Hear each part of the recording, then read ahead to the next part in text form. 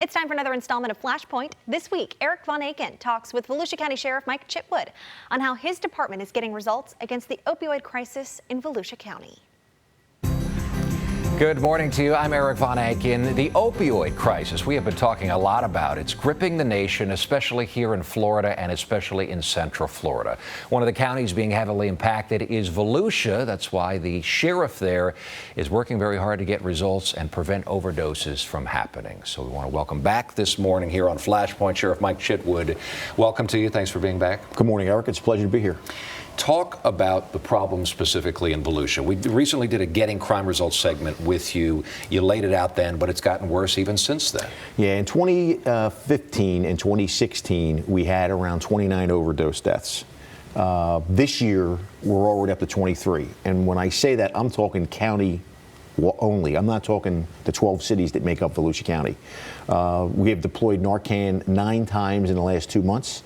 So if you look at those 9 lives we saved plus the 23, we're ahead of where we were last year. We're ahead there now. I mean, as of the end of the month, we were looking at 23 overdoses for the first 8 months of the year, where we had 29 total the last 2 years. So we're going to go past that. We're at this rate, to put that in perspective, Sheriff, we're going to double what we got last year if this keeps up. That's exactly where we're heading. To even add to that, in 2016, EVAC deployed Narcan over 760 times. So far this year, there are 571 deployments. So wow. Even the deployments of Narcan, you're going to see it go above where we were in 2016. This is a very tough question to answer, but we ask all our law enforcement this. What is it specifically in Volusia, you think, that is causing the problem? There's the flow of drugs into the county? I think it goes back to what we started way back when I first got here in 2006. In 2006, the sheriff's office and all the police departments really concentrated on methamphetamine and meth labs. If you think, that was the big story. Right. There were 40, 50, 60 labs that were getting shut down. And then after we did such a good job shutting the meth labs down, the pill mills popped up. Well, what did we do? We did a great job attacking the pill mills. The problem was the folks that were hooked on meth went to pills, and now where are we now? We're with the heroin and fentanyl. Right. You just mentioned fentanyl. It's not just heroin anymore. They're mixing the drugs with other drugs like fentanyl, synthetic drugs. What are the other synthetic drugs you're seeing? Well, fentanyl's the big one. Yeah. They're mixing fentanyl with the opioids. They're mixing with heroin. They're mixing with cocaine. They're mixing with methamphetamines. We are even starting to see them where they're mixing it with marijuana.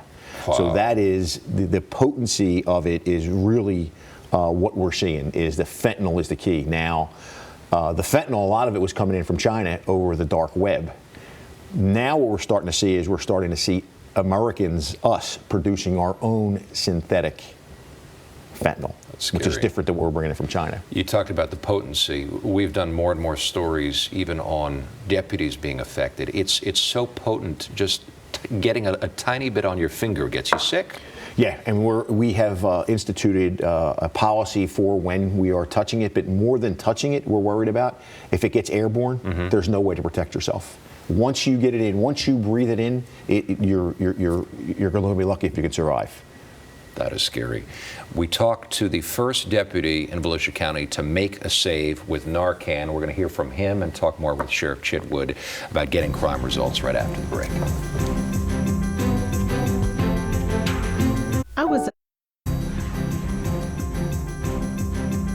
You see this girl laying on the floor with blue lips, slow pulse. There's a little zipper pouch thing, and it has syringes in it.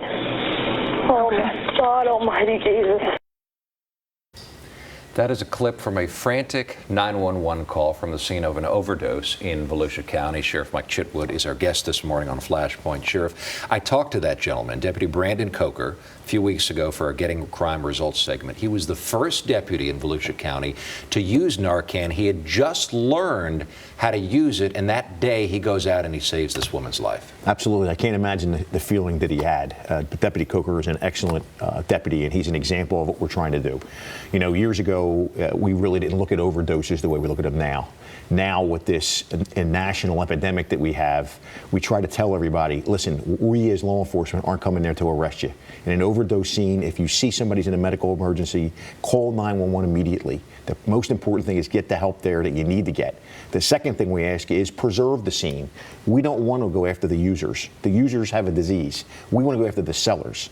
And one of the problems we come across is people clean up the scene, and there's evidence there that could lead us back to the dealer. And our goal is to charge the dealer with murder, because they know. They read the papers. They see what's going on. They know that poison that they're selling and distributing on the streets is going to kill somebody, but they don't care. It's all about the money. I would imagine if users start fearing that they're going to be arrested, that there's going to be consequences, then they're going to stop calling, and you're going to lose more people. And we are stressing, please do not feel that way. Under the Good Samaritan Act in the state of Florida, you call 911, you're exempt from prosecution. And that's what we want people to know. If you're there with the person, just call 911, get us in, give us as much information as you can, and don't touch the scene. Because if the person survives the overdose, we want to be able to debrief them. Right. And God forbid, if they don't survive the overdose, we want to be able to get as much information to go after the dealer. That's the goal. One of the things I learned in my interview with Deputy Coker, he works in a very rural area of Volusia County. You were saying, and he was explaining, the problem is especially bad in those rural areas. I don't know. According to our statistics, it's bad all over the county, but it's not as bad as it is in the urban area. Daytona Beach is number 1. Deltona is number 2, followed by Ormond, followed by DeLand. And we're going by the evac calls to those areas. Now, the rural areas, of course, they're not as populated, but it would go to show you that the big city problem rolls out into the rural areas just as well. And you were explaining to me about the rural areas, so there's fewer coverage. There's less coverage and fewer deputies in that area, fewer paramedics in that area, It'll take a long time for medical services to get up to, say, Pearson in the northwest part of the county, as it would, say, in Daytona Beach or in DeLand or in Ormond or Deltona, where we're more concentrated. So the fire services and the deputies are going to arrive faster. But in Pearson, it may take you 20 minutes, lights and sirens, to get somewhere because you're so far removed. And lucky for that young lady, I believe it was the mother or the boyfriend's mother who called 911. Right. That Deputy Coker happened to be patrolling that area and happened to have Narcan. That's right. And he was up there, and he did a great job. And like I said, he saved a life. Now, our hope is that with that save, that she seeks to help to beat the problem, because that's one of the things that we have. There are times that we're using Narcan on 2 and 3 and 4 times on the same individual.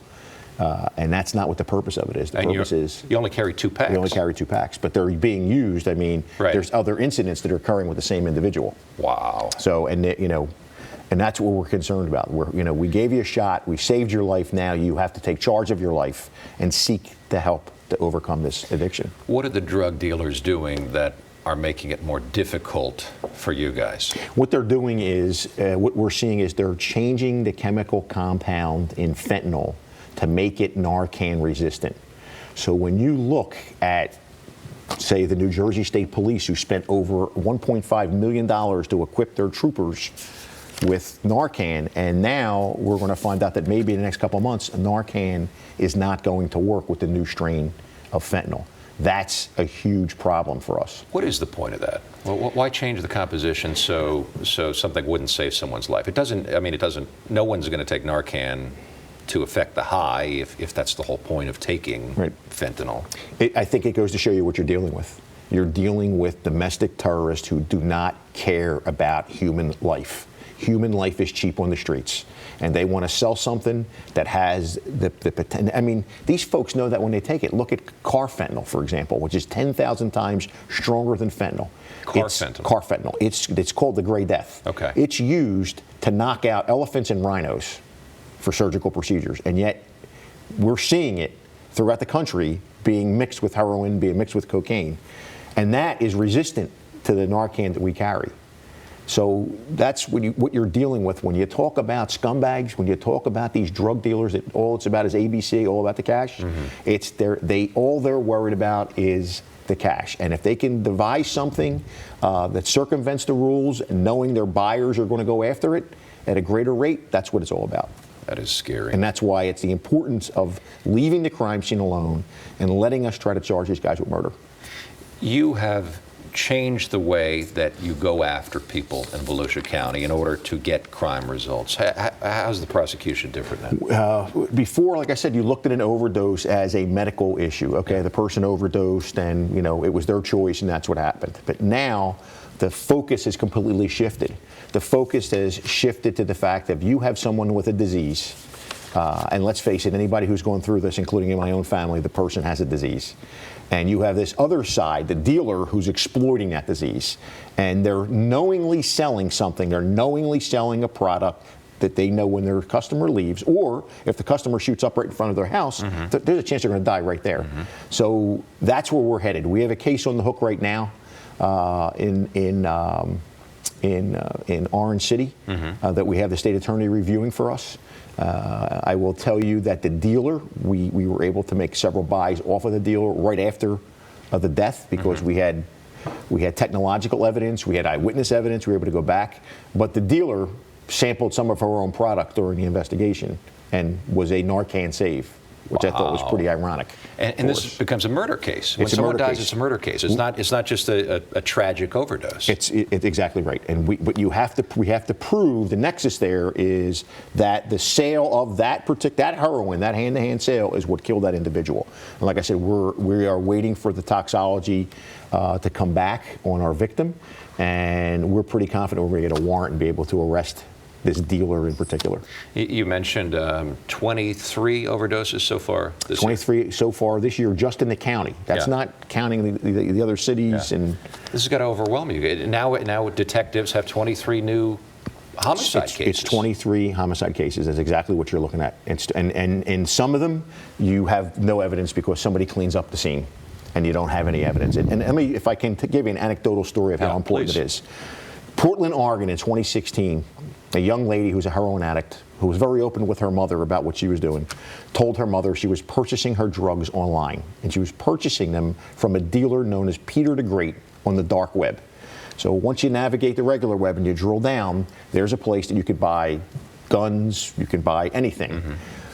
Eventually, she gets these packages are delivered to her via the U.S. Postal Service. Mom calls her, doesn't get a response, goes to her apartment, and there, sure enough, she's in the bed, shoelace around her bicep, and a needle still stuck in her arm. Mom doesn't do what all of us as parents would have done. She backs out of the room and calls Portland Police Department. Portland, Oregon Police Department shows up. They find packaging material, and they find a code that they don't know what it belongs to. With the help of the postal inspectors, they're able to get into the dark web. They're able to find out who Peter the Great is. Turns out he's from South Carolina. He was ordering the stuff directly from China through the dark web.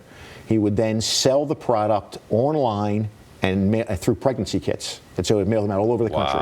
In a 2-year time span, he sold over 10,000 doses. And it was a drug called, it's one of the new derivatives of fentanyl. It's like U770. It's so potent that it's killing all these people. And they eventually went there and they charged him. They locked them up with murder. From halfway across the United States of America, they did such a great job with the investigation between the dark web and the crime scene evidence led the detectives to where they needed to go. That's incredible. Sheriff, one more question here. If someone is watching this morning and knows someone or knows someone who knows someone who's having a tough time with this, struggling, addiction, I know one of the ways you're getting results is you are making help more available to people out there. What do they do? You got to look for the rehab places, and we're blessed in Volusia County with Stewart Markman facility. The reason our deputies in Daytona Beach Police Department's armed with Narcan is because of Stewart Markman. Yeah, they equipped all of them. And this isn't like quitting smoking. The folks that have an opioid problem, I can go cold turkey, I'm going to beat this. This is a completely different animal. And the only way you're going to beat it is you have to get your family member to realize I have a problem and my next trip could be my last trip to the emergency room. I need to get to beat this and get this monkey off my back. And sadly, it's a disease, and a lot of the folks we come across are unable to overcome it. And that's the sad part in all this. Sheriff Mike Chitwood of Volusia County, thanks so much for joining us again. We're going to be talking a lot. We're going to be talking a lot about this crisis, definitely in the coming weeks and months ahead. More news and weather coming your way in just a few minutes. I'm Erik Von Ancken.